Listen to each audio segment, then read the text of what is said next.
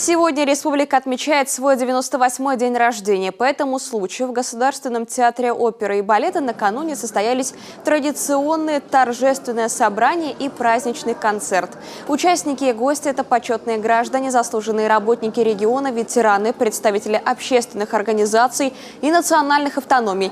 То есть все те, кто ежедневно вносит свой вклад в развитие региона. Наступающую дату глава назвал объединяющим праздником, а главным достоянием республики – людей, душой болеющих за родной край. Я верю, что, несмотря на имеющиеся трудности, республика к столетнему юбилею подойдет совершенно в ином облике, с иным качеством жизни.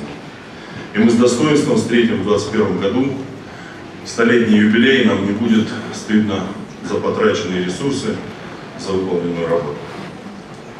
Я не случайно хочу привести слова гимна республики, которые гласят о следующем. «Коми край, твоя судьба благодатна и светла».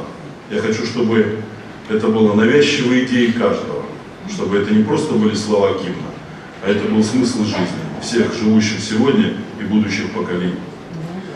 Я желаю нашей республике благополучия, процветания, развития и, конечно же, жителям здоровья, энергии, счастья, мира, согласия, удачи во всех добрых начинаниях.